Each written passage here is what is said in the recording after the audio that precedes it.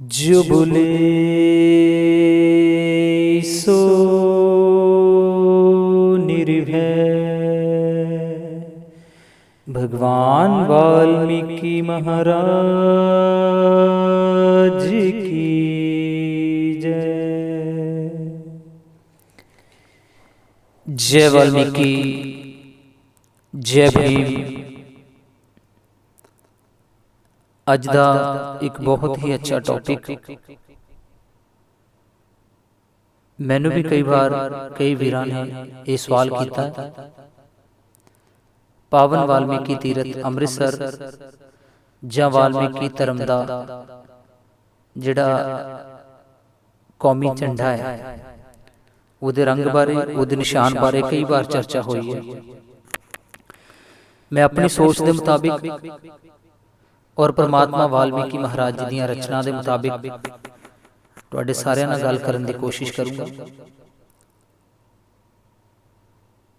पहले नंबर ते तां परम पिता परमात्मा भगवान वाल्मीकि जी महाराज जी ने कदे किसी रंग की गल ही नहीं की। किसी भी रंग की गल नहीं उन्होंने की, किसी विशेष रंग की चर्चा नहीं की। परमात्मा वाल्मीकि महाराज जी ने कदे किसी झंडे की गल नहीं की, किते भी नहीं की।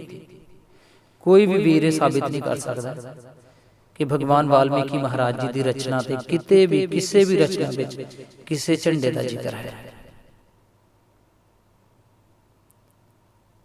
और परमात्मा वाल्मीकि महाराज जी नूं आपां सृष्टिकर्ता कहते हैं। अगर वो सृष्टिकर्ता है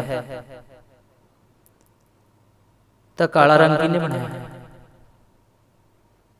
अगर भगवान वाल्मीकि महाराज सृष्टि करता है तो काला रंग भी तो उन्होंने बनाया, ते पीला रंग किहने बनाया? पीला रंग बनाने वाला कोई होर है? हरा रंग किहने बनाया? नीला रंग किहने बनाया? अगर परमपिता परमात्मा भगवान वाल्मीकि जी महाराज सृष्टि करता ने तो दुनिया के सारे रंग उन्होंने बनाए। हर रंग उन्होंने ही रचना है, कोई विशेष रंग की वो कदे गल नहीं करते। अगर परमात्मा वाल्मीकि महाराज जी ने दुनिया बनाई है या सृष्टि की रचना की है तो सृष्टि के विच जो कुछ भी है, पूरी प्रकृति है, वो सारे रंग परमात्मा वाल्मीकि महाराज जी दे है। और एक बन्ने असी नितनेम की गल करते हैं कि सारा समाज नितनेमी होवे, नितनेम दे नाल जुड़े। नितनेम परमात्मा वाल्मीकि महाराज जी की होंद नूं दर्शांदी हुई रचना है। नितनेम दे विच एक श्लोक आंदा है, फा फल दाता सर्व के प्रकट हुए सरोज, ऋषियन भेष में आपने पहने पत्थर भोज। इसका मतलब है फा फल दाता सर्व के, सारी दुनिया नूं फल देण वाले परमात्मा। प्रकट हुए सरोज, सरोज कमल नूं कहंदे ने। तुसी कमल दे पवित्र फुल ते प्रकट होए। ये रचना दी मैं गल कर रहा जो रचना है उहदा मतलब प्रकट हुए सरोज, ऋषियन भेष में आपने, तुसी ऋषि मुनिया दे भेष विच इस दुनिया ते आए। पहने पत्थर भोज, उस समय न कोट पैंट सी, न कुर्ता पजामा सी, न पैंट शर्ट सी, न कच्छा बनियान सी, न धोती लुंगी सी। परमात्मा भगवान वाल्मीकि महाराज जी तुसी ऋषि मुनिया दे भेष विच आए और भोज पत्थर पहन के तुसी अपनी अवस्था नूं भोगिया। पहने पत्थर भोज। और एक बन्ने तो रचना ते असीं जोर दे रहे हैं कि दुनिया और पूरा समाज नितनेमी होवे और नितनेम के मुताबिक अपनी जिंदगी नूं जीवे। और नितनेम विच असीं रोज पढ़ते हैं फा फल दाता सर्व के प्रकट हुए सरोज, ऋषियन भेष में आपने पहने पत्थर भोज। एक बन्ने पढ़ते हैं कि वाल्मीकि परमात्मा ने भोज पत्थर पहने सी, तो दूजे बन्ने असीं रंगां दे विच लड़ रहे हैं। रंगां दे विच वंडिया होया परमात्मा भगवान वाल्मीकि महाराज जी खुद ही उस रचना नूं असीं मनदे नहीं जिहदे ते असीं जोर दे रहे हैं कि सारा समाज नितनेमी होवे। पढ़न वाले लोगों नूं दस्सण वाले भी उस चीज़ नूं नहीं मनदे। ਇਹਦਾ मतलब दीवे थले हमेशा हनेरा होंदा है।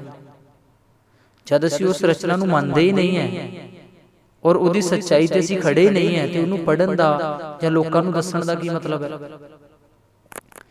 ਸੈਕਿੰਡ, ਪਿੱਛੇ ਜੇ ਪਾਵਨ ਵਾਲਮੀਕੀ ਤੀਰਥ ਤੇ ਝੰਡੇ ਦੀ ਗੱਲ ਚੱਲੀ, ਪਿਛਲੇ ਸਾਲ ਦੀ ਗੱਲ ਹੈ। ਮੈਨੂੰ ਕਾਫੀ ਵੀਰਾਂ ਦੇ ਫੋਨ ਵੀ ਆਏ, ਕਾਫੀ ਲੋਕਾਂ ਨੇ ਪੁੱਛਿਆ ਵੀ ਕਿ ਤੁਸੀਂ ਝੰਡੇ ਤੇ ਜ਼ਰੂਰ ਬੋਲੋ। ਪਾਵਨ ਵਾਲਮੀਕੀ ਤੀਰਥ ਤੇ ਕਿਹੜਾ ਝੰਡਾ ਲੱਗਣਾ ਚਾਹੀਦਾ ਹੈ? ਤਾਂ ਮੈਂ ਆਪਣੀ ਜਿਹੜੀ ਮੈਂ ਸੋਚ, ਆਪਣੀ ਗੱਲ ਕਰ ਰਿਹਾ ਪਰਸਨਲੀ, ਔਰ ਕਿਸੇ ਤੇ ਥੋਪ ਨਹੀਂ ਰਿਹਾ, ਭੁਲੇਖੇ ਵਿੱਚ ਨਾ ਰਹੋ। ਕਿਸੇ ਸੰਸਥਾ ਦੇ, ਕਿਸੇ ਰੰਗ ਦੇ ਜਾਂ ਕਿਸੇ ਸੰਗਠਨ ਦੇ ਮੈਂ ਖਿਲਾਫ ਨਹੀਂ ਹਾਂ, ਔਰ ਮੈਂ ਕਿਸੇ ਵੀ ਝੰਡੇ ਨੂੰ, ਕਿਸੇ ਵੀ ਰੰਗ ਨੂੰ ਮਾੜਾ ਨਹੀਂ ਕਹਿੰਦਾ, ਪਰ ਮੰਨਦਾ ਕਿਸੇ ਨੂੰ ਵੀ ਨਹੀਂ। ਕਿਸੇ ਵਿੱਚ ਰੰਗ ਵਿੱਚ ਮੇਰੀ ਕੋਈ ਸ਼ਰਧਾ ਨਹੀਂ ਹੈ, ਪਰ ਮੈਂ ਕਿਸੇ ਰੰਗ ਨੂੰ ਮਾੜਾ ਵੀ ਨਹੀਂ ਕਹਿੰਦਾ, ਕਿਉਂਕਿ ਪ੍ਰਮਾਤਮਾ ਸ੍ਰਿਸ਼ਟੀ ਕਰਤਾ ਤੇ ਸਾਰੇ ਰੰਗ ਉਹਨਾਂ ਦੇ। ਔਰ ਕਿਸੇ ਨੇ ਪੁੱਛਿਆ ਪਾਵਨ ਵਾਲਮੀਕੀ ਤੀਰਥ ਤੇ ਝੰਡੇ ਬਾਰੇ ਤੁਸੀਂ ਕੀ ਕਹੋਗੇ, ਉੱਥੇ ਕਿਹੜਾ ਝੰਡਾ ਲੱਗਣਾ ਚਾਹੀਦਾ? ਤਾਂ ਮੈਂ ਪਹਿਲੇ ਨੰਬਰ ਤੇ ਉਹਨਾਂ ਵੀਰਾਂ ਨੂੰ ਬੇਨਤੀ ਕੀਤੀ ਹੈ ਵੀ ਮੇਰੇ ਕੋਲ ਟਾਈਮ ਹੀ ਨਹੀਂ ਹੈਗਾ ਖਰਾਬ ਕਰਨ ਵਾਸਤੇ ਕਿ ਮੈਂ ਝੰਡੇ ਬਾਰੇ ਬੋਲਾਂ ਜਾਂ ਝੰਡੇ ਤੇ ਐਵੇਂ ਬੇਫਜ਼ੂਲ ਦੀਆਂ ਮੈਂ ਗੱਲਾਂ ਕਰਾਂ ਜਿਨ੍ਹਾਂ ਦਾ ਕੋਈ ਮਤਲਬ ਹੀ ਨਹੀਂ ਹੈ ਵਾਲਮੀਕੀ ਪਰਮਾਤਮਾ ਦੇ ਨਾਲ। ਫਿਰ ਉਹ ਕਹਿੰਦੇ ਜੀ ਕਿਹੜਾ ਝੰਡਾ ਲੱਗਣਾ ਚਾਹੀਦਾ? ਮੈਂ ਕਿਹਾ ਜੀ ਕੋਈ ਝੰਡਾ ਨਹੀਂ ਲੱਗਣਾ ਚਾਹੀਦਾ ਵਾਲਮੀਕੀ ਤੀਰਥ ਤੇ, ਕੋਈ ਵੀ ਨਹੀਂ ਲੱਗਣਾ ਚਾਹੀਦਾ।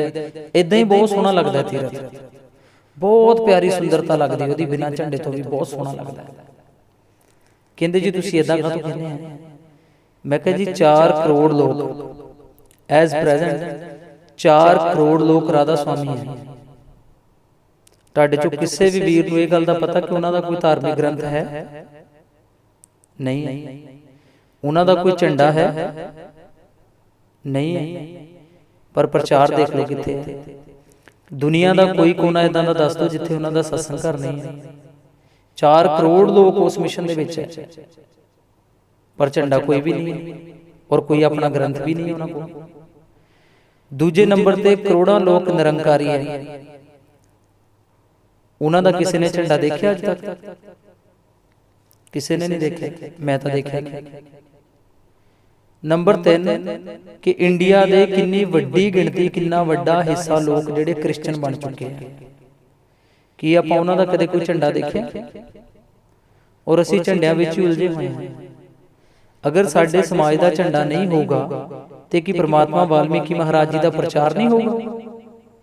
ਝੰਡੇ ਤੋਂ ਬਿਨਾਂ ਵੀ ਤਾਂ ਪ੍ਰਚਾਰ ਹੋ ਸਕਦਾ ਹੈ ਭਗਵਾਨ ਵਾਲਮੀਕੀ ਮਹਾਰਾਜ ਜੀ ਦਾ। ਇਸ ਕਰਕੇ ਸਾਡੀ ਸੋਚ ਸਿਰਫ ਇਹਨਾਂ ਚੀਜ਼ਾਂ ਤੱਕ ਸੀਮਿਤ ਹੋ ਗਈ। ਕਦੇ ਅਸੀਂ ਝੰਡਿਆਂ ਤੋਂ ਲੜਦੇ ਹਾਂ, ਕਦੇ ਅਸੀਂ ਰੰਗਾਂ ਤੋਂ ਲੜਦੇ ਹਾਂ, ਕਦੇ ਅਸੀਂ ਸੰਸਥਾਵਾਂ ਤੋਂ ਲੜਦੇ ਹਾਂ, ਕਦੇ ਅਸੀਂ ਧਰਮ ਗੁਰੂਆਂ ਤੋਂ ਲੜਦੇ ਹਾਂ, ਕਦੇ ਅਸੀਂ ਸਿਰ ਨੰਗੇ ਤੋਂ ਲੜਦੇ ਹਾਂ, ਕਦੇ ਅਸੀਂ ਰੁਮਾਲ ਲੈ ਤੋਂ ਲੜਦੇ ਹਾਂ। ਸਾਨੂੰ ਸਿਰਫ ਬਹਾਨਾ ਚਾਹੀਦਾ। ਇਹਨਾਂ ਚੀਜ਼ਾਂ ਤੋਂ ਅੱਗੇ ਸਾਡੀ ਸੋਚ ਵੱਧਦੀ ਨਹੀਂ ਹੈਗੀ, ਔਰ ਇਸ ਤੋਂ ਅੱਗੇ ਅਸੀਂ ਸੋਚਣਾ ਹੀ ਨਹੀਂ ਚਾਹੁੰਦੇ ਕਿ ਇਸ ਤੋਂ ਅੱਗੇ ਵੀ ਕੁਝ ਹੈ। ਔਰ ਅਸੀਂ ਉਹਨਾਂ ਚੀਜ਼ਾਂ ਵਿੱਚ ਅਟਕੇ ਹੋਏ ਹਾਂ ਜਿਨ੍ਹਾਂ ਦਾ ਭਗਵਾਨ ਵਾਲਮੀਕੀ ਮਹਾਰਾਜ ਜੀ ਦੀ ਥਿਊਰੀ ਦੇ ਨਾਲ, ਉਹਨਾਂ ਦੀ ਵਿਚਾਰਧਾਰਾ ਦੇ ਨਾਲ, ਔਰ ਉਹਨਾਂ ਦੀ ਜਿਹੜੀ ਆਈਡੀਓਲੋਜੀ ਹੈ ਉਹਦੇ ਨਾਲ ਕੋਈ ਲੈਣਾ ਦੇਣਾ ਹੀ ਨਹੀਂ ਹੈ। ਉਹਨਾਂ ਚੀਜ਼ਾਂ ਵਿੱਚ ਹੀ ਅਸੀਂ ਅਟਕੇ ਹੋਏ ਹਾਂ। ਪਾਰ ਬ੍ਰਹਮ ਪ੍ਰਮਾਤਮਾ ਭਗਵਾਨ ਵਾਲਮੀਕੀ ਮਹਾਰਾਜ ਸ੍ਰਿਸ਼ਟੀ ਕਰਤਾ ਹੈ, ਉਹਨਾਂ ਦੀ ਛਵੀ ਨੂੰ ਉਦਾਂ ਹੀ ਰਹਿਣ ਦਿਓ।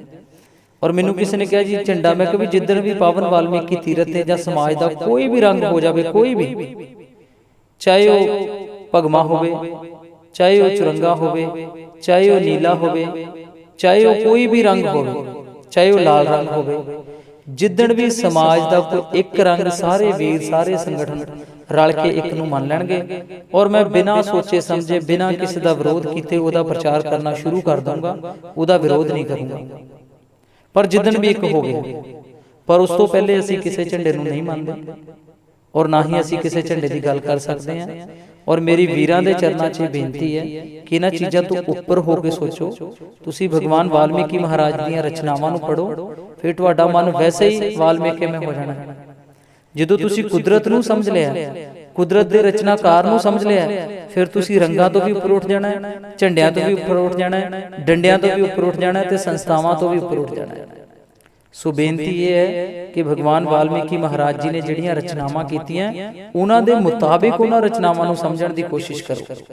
ਆਪਣੇ ਮੁਤਾਬਿਕ ਨਹੀਂ, ਜਿੱਦਾਂ ਮੇਰੇ ਵਰਗਾ ਦੱਸਦਾ ਜਾਂ ਪੁਜਾਰੀ ਦੱਸਦਾ ਜਾਂ ਮੈਂ ਦੱਸਦਾ ਜਾਂ ਕੋਈ ਹੋਰ ਦੱਸਦਾ, ਉਹਦੇ ਮੁਤਾਬਿਕ ਨਹੀਂ, ਜਿੱਦਾਂ ਪ੍ਰਮਾਤਮਾ ਨੇ ਰਚਨਾ ਕੀਤੀ ਉਹਦੇ ਮੁਤਾਬਿਕ। ਔਰ ਇੱਕ ਵੀ ਰਚਨਾ ਕੋਈ ਪ੍ਰਮਾਤਮਾ ਦੀ ਦਿਖਾ ਦਿਓ ਜਿਹੜੀ ਪ੍ਰਕਿਰਤੀ ਦੇ ਖਿਲਾਫ ਹੋਵੇ, ਇੱਕ ਵੀ ਰਚਨਾ। ਜਾਂ ਤਾਂ ਫਿਰ ਤੁਸੀਂ ਇਹ ਕਹੋ ਕਿ ਜਿਹੜਾ ਭਾਈ ਕਾਲਾ ਰੰਗ ਹੈ, ਹਰਾ ਰੰਗ ਹੈ, ਪੀਲਾ ਰੰਗ ਹੈ, ਜਾਮਨੀ ਰੰਗ ਹੈ, ਗੁਲਾਬੀ ਰੰਗ ਹੈ, ਇਹ ਵਾਲਮੀਕੀ ਭਗਵਾਨ ਨੇ ਨਹੀਂ ਬਣਾਏ। ਜਦ ਸ੍ਰਿਸ਼ਟੀ ਕਰਤਾ ਹੀ ਉਹ ਹੈ ਤਾਂ ਫਿਰ ਸਾਰੇ ਰੰਗ ਉਹਨਾਂ ਦੇ ਹੀ ਹੈ। ਸੋ ਵੀਰਾਂ ਦੇ ਚਰਨਾਂ 'ਚ ਬੇਨਤੀ ਹੈ, ਬੜੀ ਉੱਚੀ ਸੁੱਚੀ ਸੋਚ ਦੇ ਤੁਸੀਂ ਮਾਲਕ ਹੈ, ਪੜ੍ਹੇ ਲਿਖੇ ਹੋ, ਸੂਝਵਾਨ ਹੋ, ਤੁਹਾਨੂੰ ਪ੍ਰਮਾਤਮਾ ਨੇ ਬ੍ਰੇਨ ਦਿੱਤਾ, ਅੱਛੀ ਸੋਚ ਦਿੱਤੀ ਹੈ, ਅੱਛੀ ਸਮਝ ਦਿੱਤੀ ਹੈ, ਉਹਦਾ ਇਸਤੇਮਾਲ ਕਰਨਾ ਸ਼ੁਰੂ ਕਰੋ। ਇਹਨਾਂ ਚੀਜ਼ਾਂ ਤੋਂ ਉੱਪਰ ਉੱਠੋ। ਜ਼ਿੰਦਗੀ ਬੜੀ ਖੂਬਸੂਰਤ ਹੈ। ਪ੍ਰਮਾਤਮਾ ਨੇ ਜਿਹੜੀ ਜ਼ਿੰਦਗੀ ਦਿੱਤੀ ਹੈ ਨਾ, ਉਹਨੂੰ ਵਿਕਾਰਾਂ ਤੋਂ ਮੁਕਤ ਹੋ ਕੇ ਜੀਓ। ਇਹਨਾਂ ਚੀਜ਼ਾਂ ਵਿੱਚ ਉਲਝ ਕੇ ਆਪਣੀ ਸੋਚ ਨੂੰ ਛੋਟਾ ਕਰਨ ਦੀ ਕੋਸ਼ਿਸ਼ ਨਾ ਕਰੋ। ਤੁਹਾਨੂੰ ਵਾਲਮੀਕੀ ਪ੍ਰਮਾਤਮਾ ਦਿਸਣੇ ਚਾਹੀਦੇ ਹੈ, ਚਾਹੇ ਉਸ ਸਵਰੂਪ ਦੇ ਉੱਪਰ ਜਿਹੜੇ ਮਰਜ਼ੀ ਕਲਰ ਦੇ ਉਹਨਾਂ ਦੇ ਕੱਪੜੇ ਹੋਣ। ਤੁਸੀਂ ਕੱਪੜਿਆਂ ਵੱਲ ਨਹੀਂ ਦੇਖਣਾ ਹੈ, ਤੁਸੀਂ ਪ੍ਰਮਾਤਮਾ ਵਾਲਮੀਕੀ ਮਹਾਰਾਜ ਜੀ ਨੂੰ ਨਮਨ ਕਰਨਾ ਹੈ, ਨਾ ਕਿ ਕੱਪੜਿਆਂ ਨੂੰ। ਸੋ ਮੇਰੀਆਂ ਇਹਨਾਂ ਬੇਨਤੀਆਂ ਨੂੰ ਸਵੀਕਾਰ ਕਰੋ। ਔਰ ਮੈਂ ਉਮੀਦ ਕਰਦਾ ਕਿ ਛੋਟੇ ਜਿਹੇ ਸਰਲ ਜਿਹੇ ਤਰੀਕੇ ਦੇ ਨਾਲ ਤੁਹਾਨੂੰ ਇਹ ਗੱਲ ਸਮਝ ਆ ਗਈ ਹੋਊਗੀ। ਸੋ ਅਸੀਂ ਰੰਗਾਂ ਦੇ ਨਾਲ ਨਹੀਂ ਜੁੜਨਾ, ਅਸੀਂ ਆਪਣੇ ਢਾਂਚੇ ਦੇ ਨਾਲ ਨਹੀਂ ਜੁੜਨਾ, ਅਸੀਂ ਪ੍ਰਮਾਤਮਾ ਵਾਲਮੀਕੀ ਮਹਾਰਾਜ ਜੀ ਦੇ ਨਾਲ ਤੇ ਉਹਨਾਂ ਦੀਆਂ ਰਚਨਾਵਾਂ ਦੇ ਨਾਲ ਜੁੜਨਾ।